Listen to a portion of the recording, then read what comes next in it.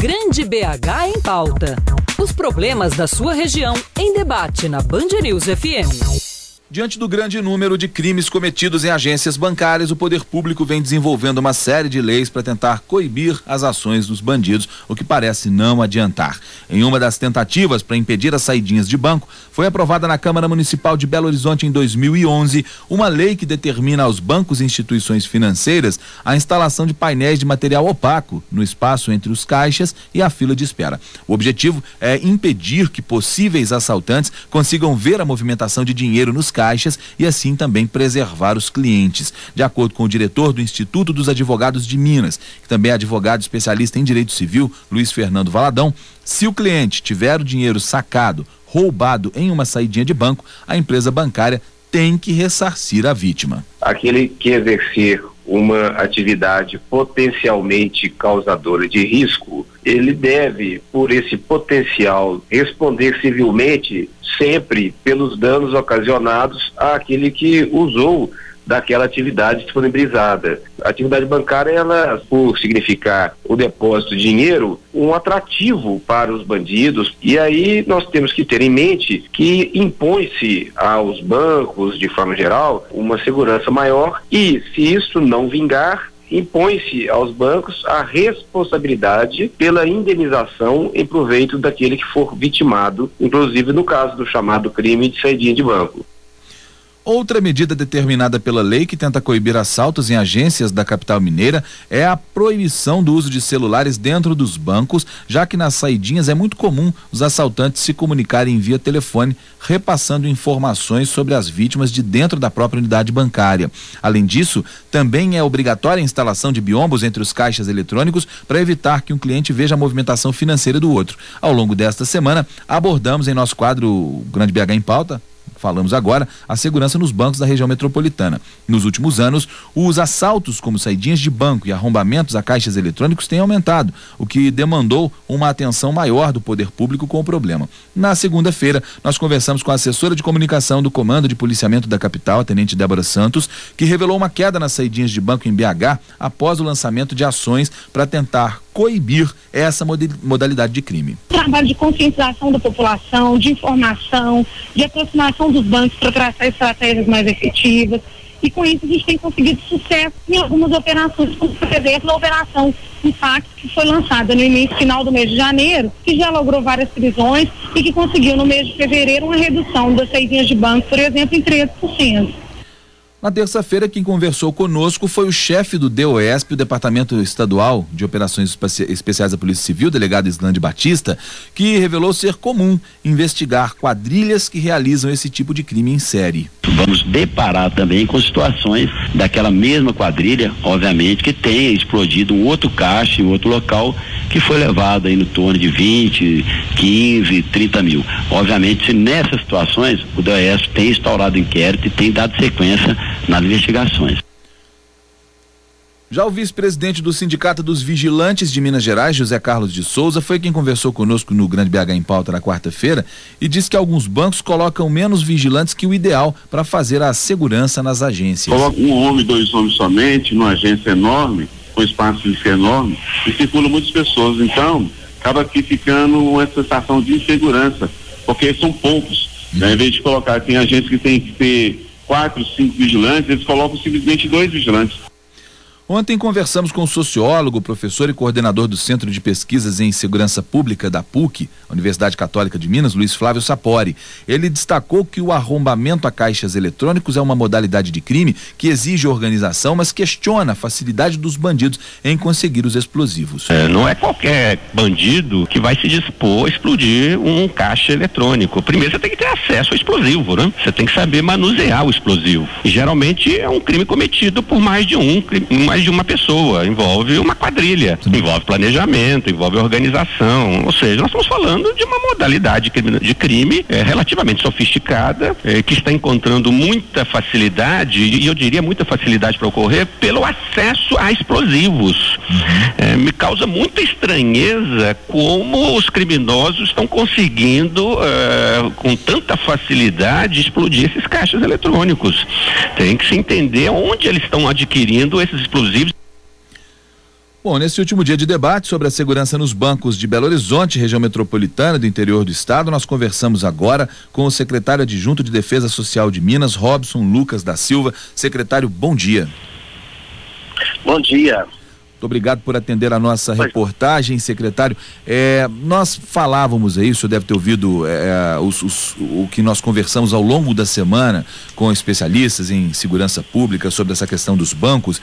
Existe algum programa hoje na Defesa Social visando fazer tanto o esclarecimento de clientes e bancos quanto a proteção desses clientes para evitar que esse tipo de crime continue crescendo aqui no estado? Bom, existe uma articulação permanente das polícias no sentido de combater a recorrência desses ilícitos e como nós ouvimos aí por parte dos representantes da Polícia Militar e da Polícia Civil e mesmo o sociólogo, o professor Sapori, a gente verifica que essa modalidade de crime, ela pressupõe uma certa organização. E aí a gente vê o trabalho da Polícia Civil, o investigativo. Também nós temos em andamento uma articulação com a FEBRABAN, no sentido de reavaliar a norma estadual que está em vigor, visando um aprimoramento, de modo que nós tenhamos ferramentas ao alcance da polícia para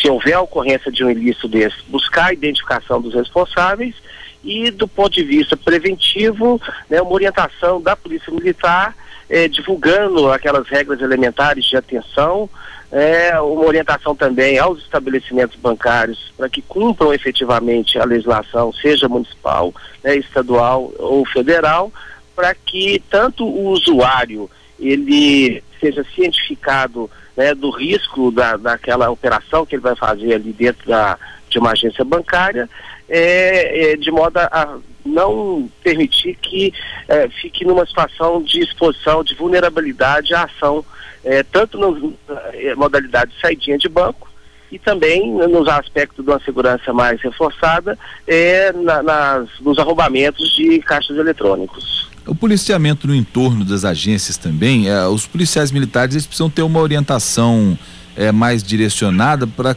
tentarem, eles já têm esse treinamento, é verdade, mas uma atenção mais especial para identificar as pessoas que ficam rondando ali as agências, sempre esperando que o sujeito saia com dinheiro, né? Eles têm que ter essa orientação, né? Nós verificamos que Belo Horizonte é uma metrópole, essa modalidade de crime acontece no Brasil todo e não é possível o policiamento, por não ser onipresente, mantermos policiais militares nas imediações de todas as agências bancárias. Daí a conveniência e a necessidade da colaboração, seja do usuário, para ter mais atenção nos procedimentos de saque e demais operações financeiras das instituições bancárias, dessas instituições para que mantenham uma vigilância mínima. Nós ouvimos aí o representante do Sindicato dos Vigilantes reclamar que às vezes o número de profissionais dessa área é insuficiente. Então também há uma movimentação nesse sentido e da própria polícia, a partir da identificação das estatísticas das recorrências desses crimes em determinadas regiões da cidade, há naturalmente um reforço do policiamento nas imediações. A Defesa Social aqui no estado, ela tem acompanhado as medidas que as secretarias similares em outros estados em que esse crime é frequente também, Rio de Janeiro, São Paulo, por exemplo, as medidas que essas outras secretarias têm tomado, existe essa interlocução entre vocês, das secretarias que cuidam da Defesa Social? Bom, existe um fórum entre os secretários de Defesa Social e secretários de Segurança do país todo, onde situações recorrentes são discutidas, debatidas. Mas, no momento, Minas está atenta à situação a partir das estatísticas que nós temos, do cruzamento de dados, o exame dos boletins de ocorrência, porque há uma particularidade no nosso estado aqui, e o que a gente tem identificado é a atuação de quadrilhas de outros estados, Nós temos uma operação da Polícia Militar fazendo um cinturão de segurança, principalmente na divisa com o estado de São Paulo, também o estado do Rio de Janeiro, para que naquelas cidades próximas ali não haja uma incidência maior desse tipo de crime. Mas uma interlocução efetiva, ela se dá de modo articulado nesses fóruns, né? Chamam colegiado de secretários. Ok? Pois não? Bom, dentro dessa articulação, então, no momento, nós não identificamos especificamente uma mobilização de vários estados no sentido de combater esse tipo de crime, não. Compreendi. O senhor falou uma coisa muito importante aí, que é essa questão da entrada de bandidos de outros estados, de criminosos de outros estados aqui em Minas, e do trabalho que a polícia tem feito nessas áreas de divisa para evitar que isso aconteça.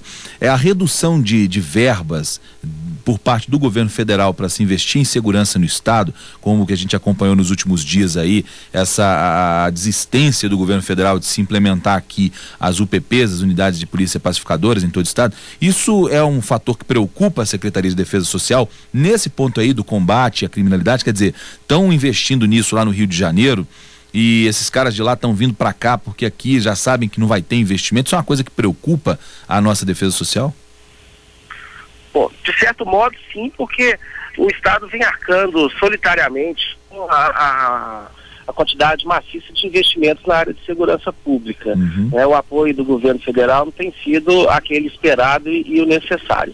Mas ainda assim, a gente previamente já realiza estudos e uma mobilização nas regiões integradas de segurança pública. Hoje Minas é dividida em 18 regiões e aquelas regiões que estão situadas nas divisas desses estados, há um trabalho conjunto do comandante da região militar e do chefe de departamento de polícia civil em articulação com a Defesa Social, no sentido de promover ações preventivas, evitando-se a entrada dessas quadrilhas de bandidos e ações criminosas como um todo no interior do nosso estado.